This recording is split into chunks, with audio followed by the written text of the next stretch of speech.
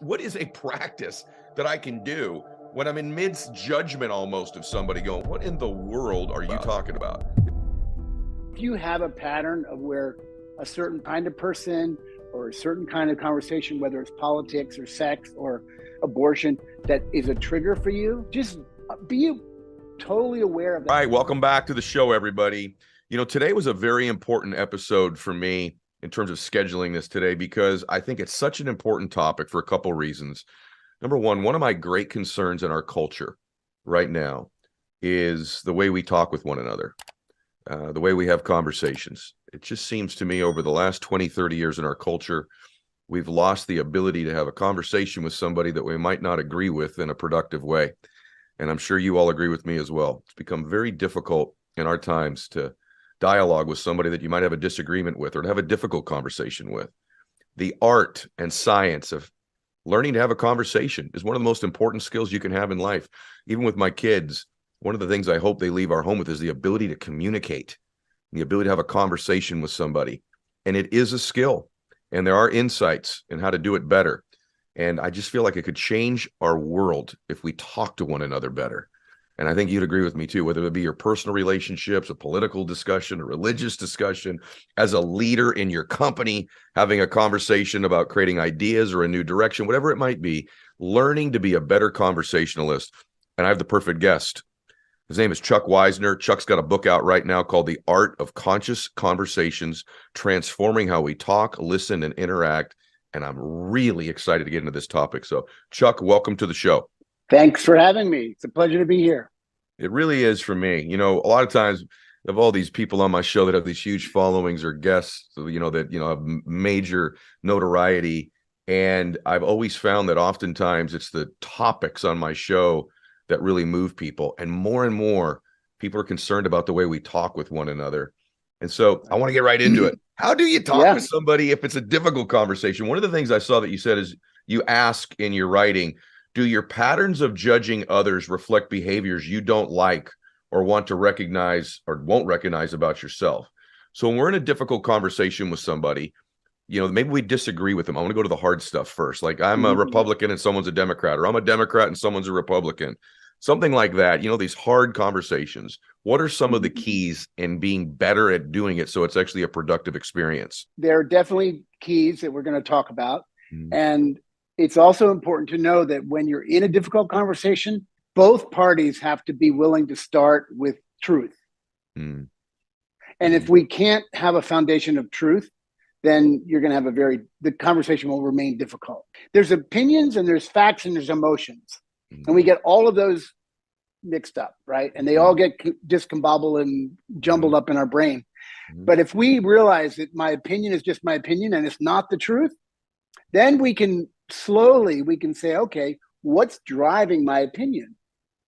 And we sort of can open our hand and go, this is why I'm thinking how I'm thinking. This is what my standards are. There's 4 archetypal questions in the book. This is what I'm worried about. This is my concern. Here's what I'd like. We can start to just open our hands and say, okay, I have an opinion. Let's dance with that. And let's see what we can learn from each other. That's a very different conversation with fists coming at each other. Yeah. And you also say in the book that I've learned to do this myself, is to fall in love with asking questions. Right. When you're talking with somebody, whether you're a business leader and trying to create change in your company, or whether you're in an argument with a spouse or disagreement, or you got to talk about something different. Like I've used politics as an example because it's the big one, right? Like they're good, we're bad. I'm right, you're wrong. And the idea of making statements all the time and telling stories as opposed to asking questions.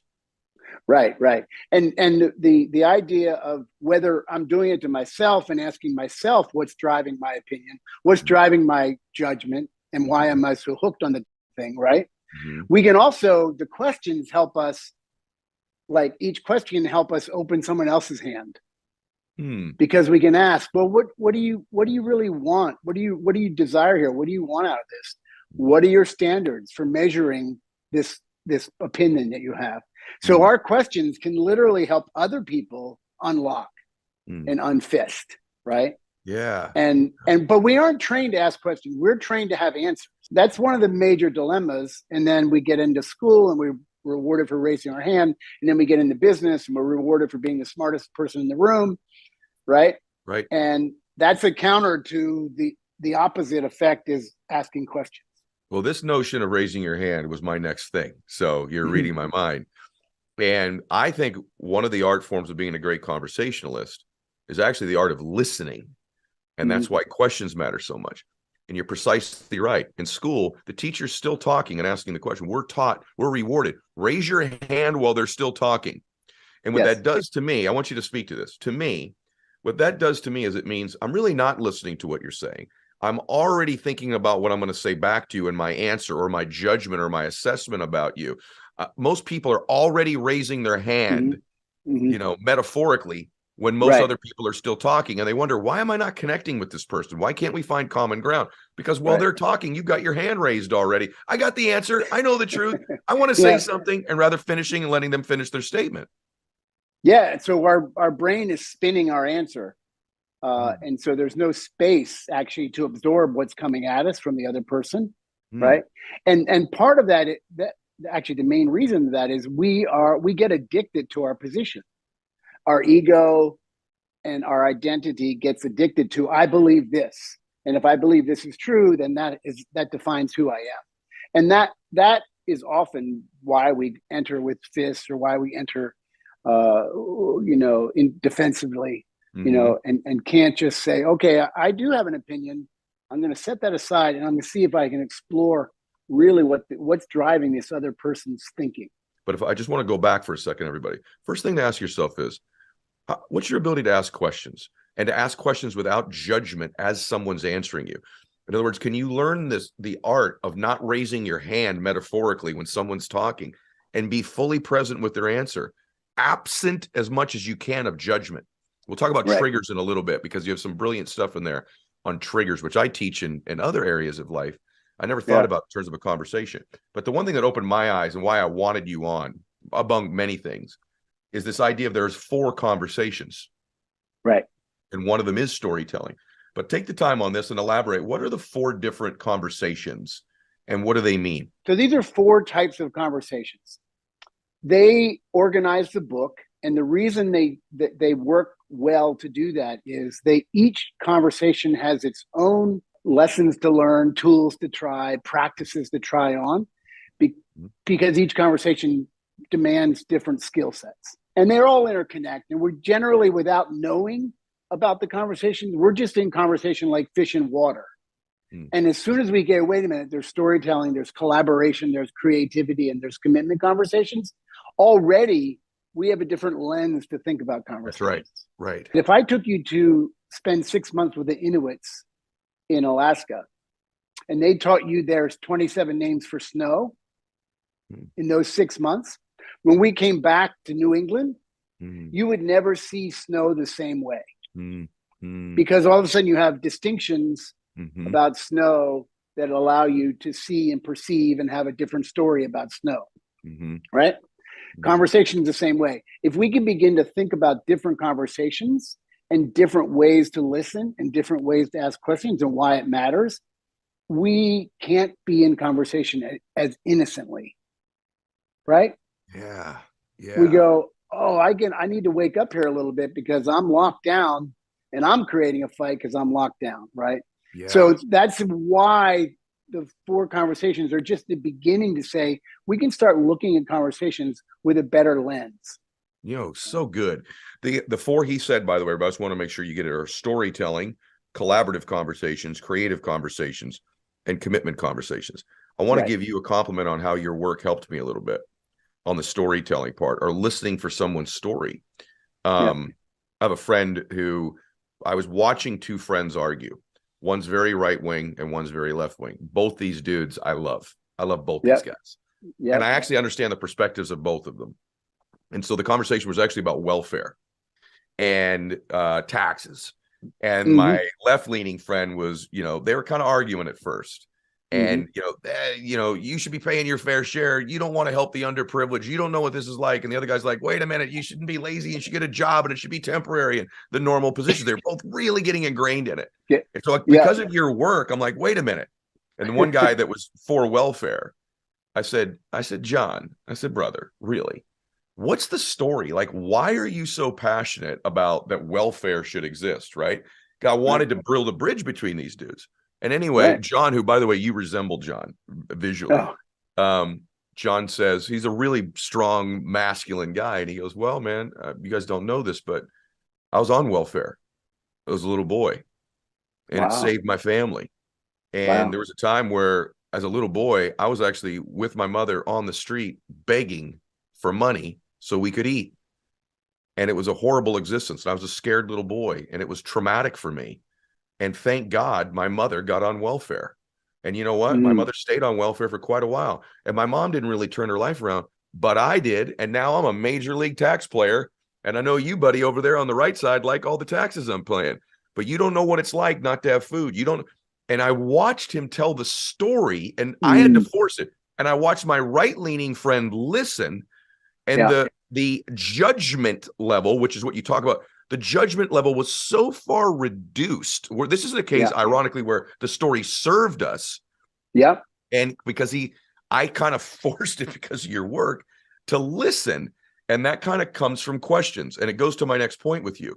You Yeah. talk about triggers often. This welfare conversation for my friend was a trigger why he was getting angry with the right-leaning friend. Like, you're not sensitive. You don't care. He's Yeah. triggered by that thing. So talk a little bit about in ourselves evaluating our triggers when we're listening to somebody. The storytelling conversation is the first one for a very good reason, because unless we begin to understand the stories we tell ourselves, right? Some help us, some harm us, right?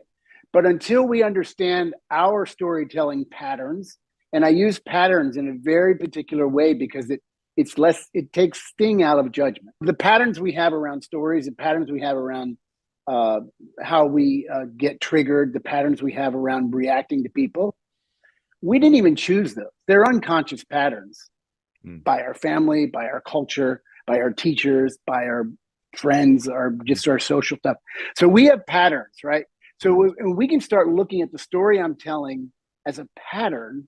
I can then look at myself with less judgment. And in a way, what your friend did was he was able to reveal his story about his childhood, right? And that there's a couple things happening. He's revealing, he's opening his hand.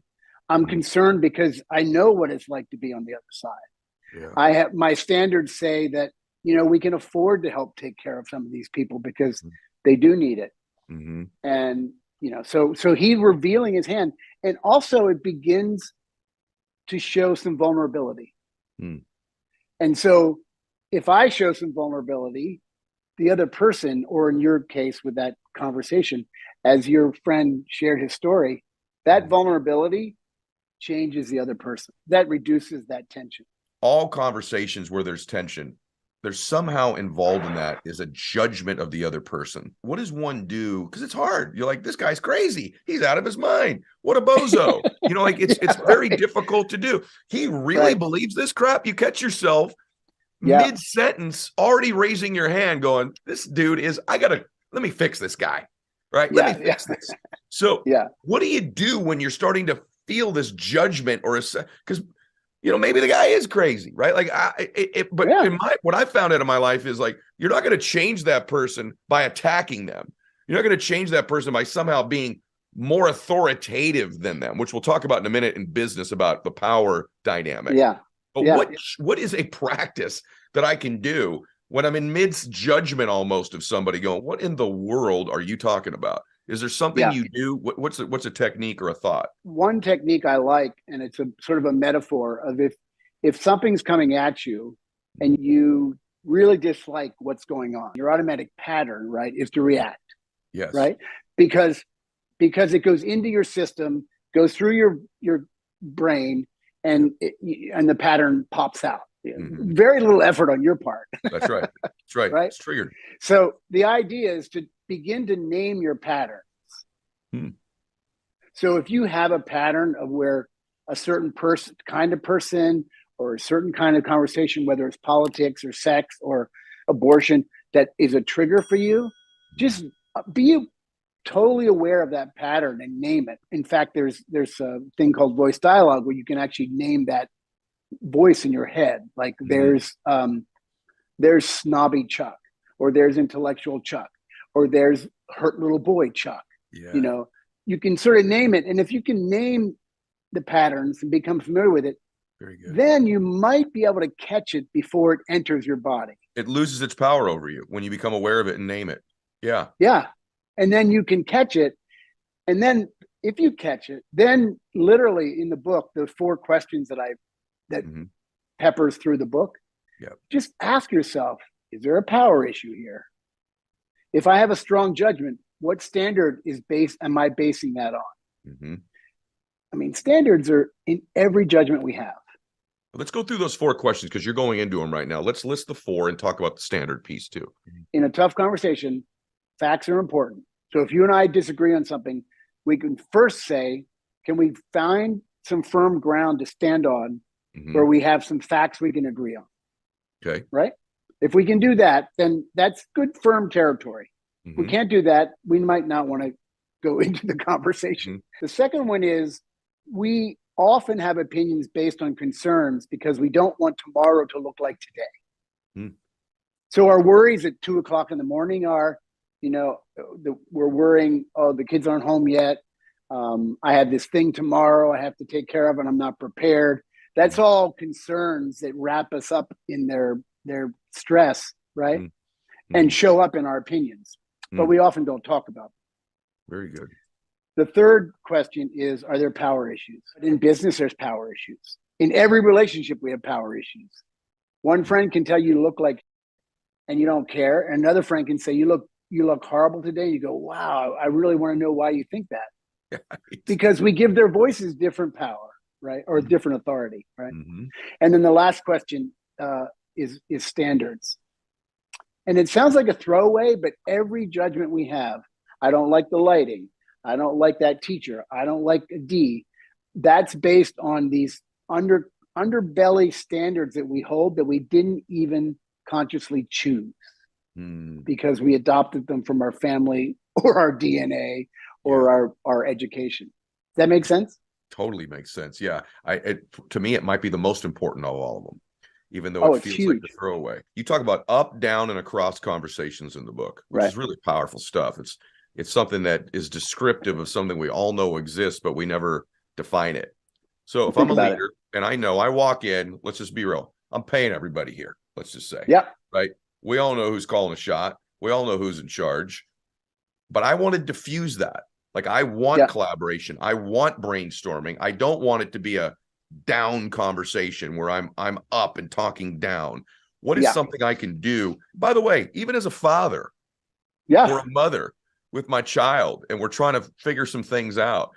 Most parents go to the easy card. I'm in charge. This is my house. It's my rules. And they do the power thing. It's really easy, right? So what is something as a leader, and a leader to me as a parent or a business person, we can do to foster the more collaborative conversation and not that authoritative one? Let's hit both because they're really different. So in the business setting, you're the boss, you're paying everybody, right? Understanding that there's that cultural pattern of people bowing to the boss, people getting quiet if the boss says we should do X, right? Right. You have to be super aware of that and be aware that even if you say, let's do this, but you're just saying an idea. Let's think about maybe we should do this. An untrained team is going to think that's it. We're done. So the boss in that situation really has to take his awareness and go, you know what?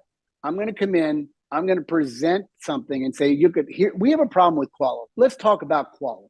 I want to hear from everybody. We all have a different perspective. Let's get smart together. I don't have all the answers.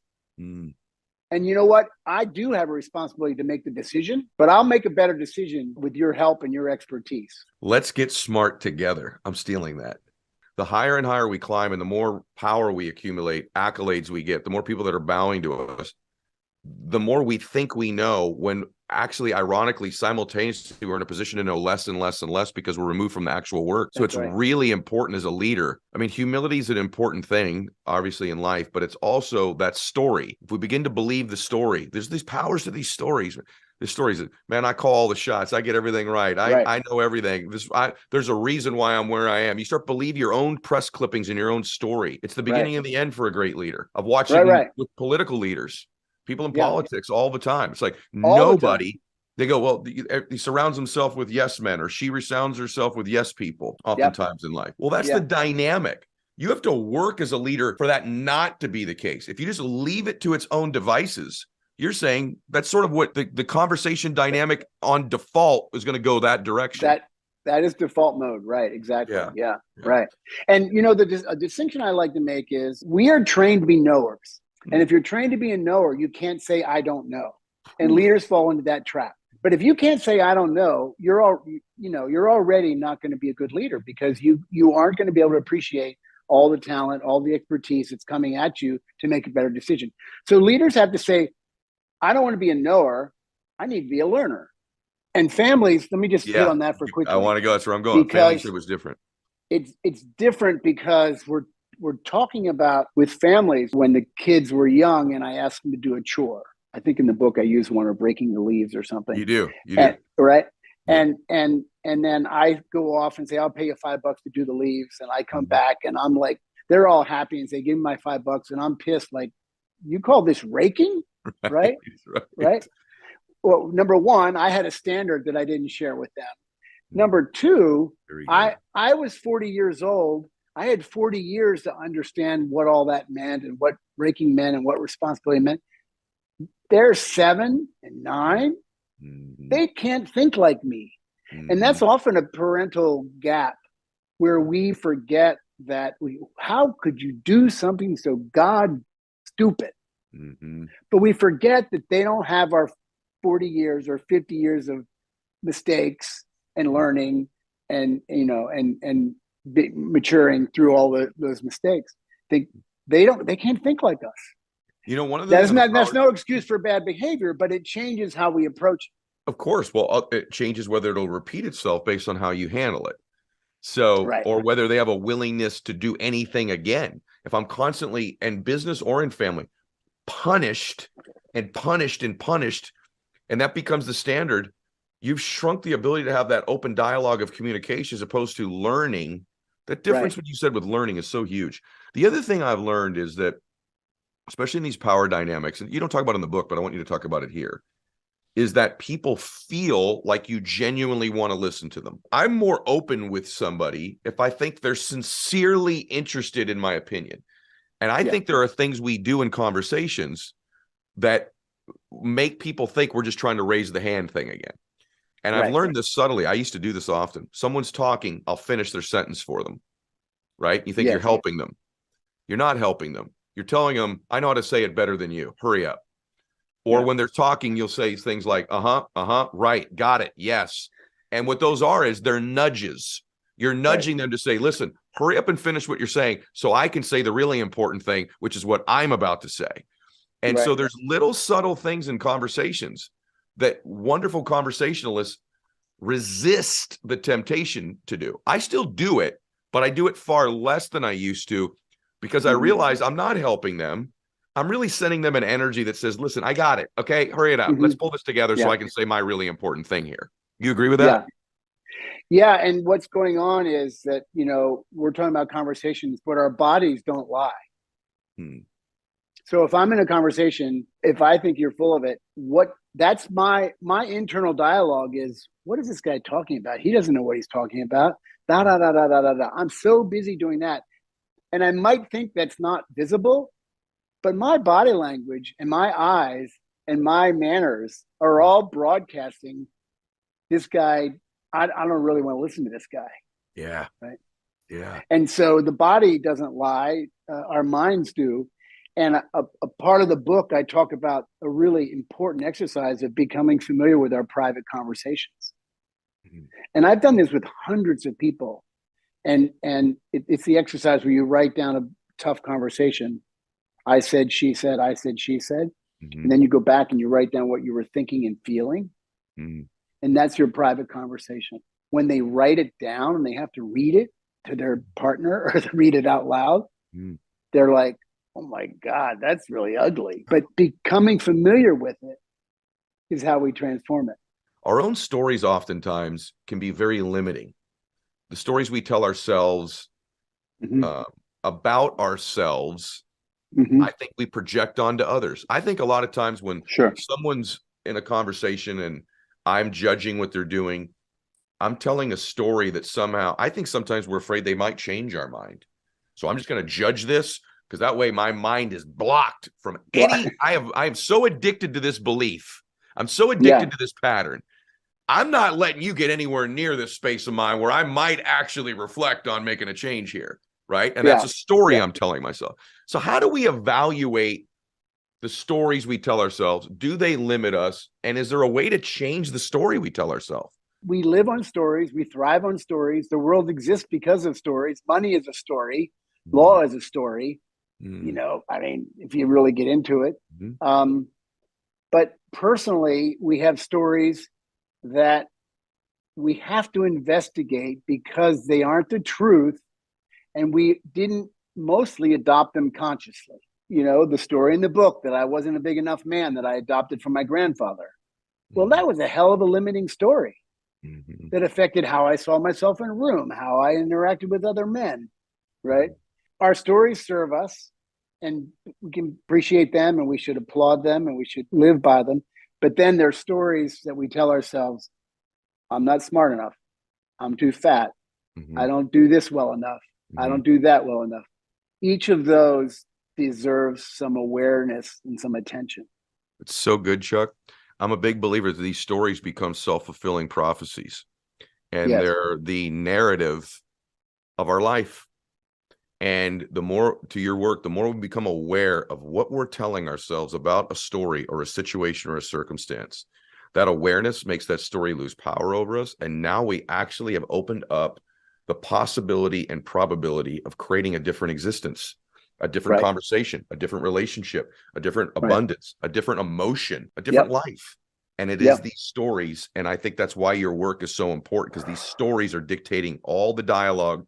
The dialogue you're having with another person is incredibly powerful, but the dialogue you're having with yourself, that dialogue I'm having with me, is what's impacting the dialogue and conversation I'm having with other people. Absolutely. And you know, if I had the story Not a Big Enough Man, the way I'm acting and behaving, other people will start thinking of me as not a big enough man. And you change it, and all of a sudden it's like, well, I can stand up to anybody that I want to.